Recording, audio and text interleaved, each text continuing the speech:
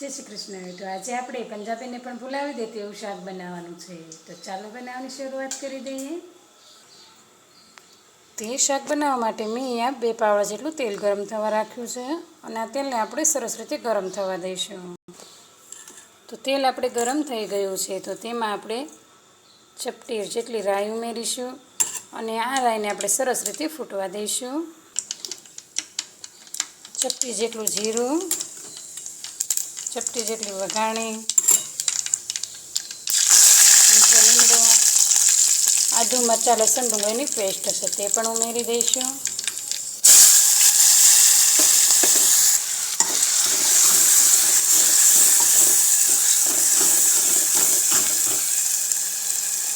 સરસ રીતે સાતળી લઈશું અને થોડી વાર માટે આપણે થવા દઈશું। ટમેટાની ગ્રેવી છે તે ઉમેરી દઈશું। સ્વાદ પ્રમાણે મીઠું અને બધું સરસ રીતે મિક્સ કરી લઈશું।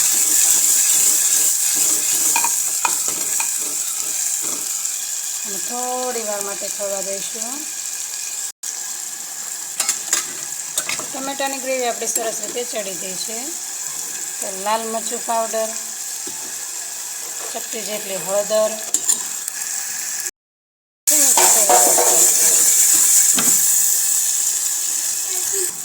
તેલ આપણું છૂટું પડવા લાગ્યું છે તો તેમાં આપણે થોડો લીંબુનો રસ ઉમેરી દઈશું અને એક ટુકડો આ ગોળનો છે તે પણ ઉમેરી દઈશું।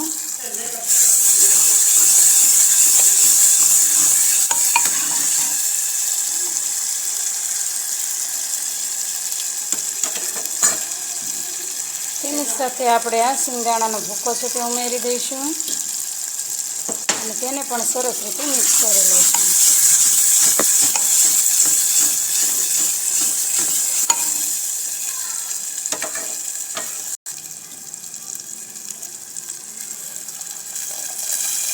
થોડું પાણી ઉમેરીશું, થોડું એટલે કે અડધો ગ્લાસ જેટલું પાણી ઉમેર્યું છે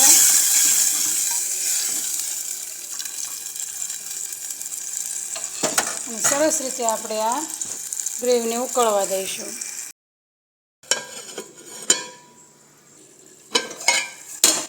તો ગ્રેવી આપણી સરસ રીતે ઉકળી ગઈ છે તો તેમાં આપણે આ બાફેલા વાલ છે તે ઉમેરી દઈશું। આ વાલને મેં પલાળી અને બાફી લીધા હતા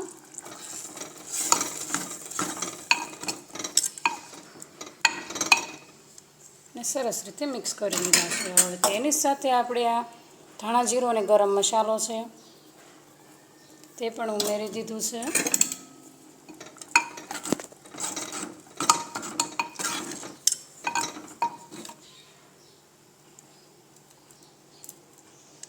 તો સરસ રીતે આપણે આ વાલનું શાક તૈયાર છે। ગેસ કરી દઈશું બંધ। 1 ચમચી માખણ ઉમેરી દઈશું અને તેની સાથે આપણે થોડા લીલા ધાણા ઉમેરી દઈશું।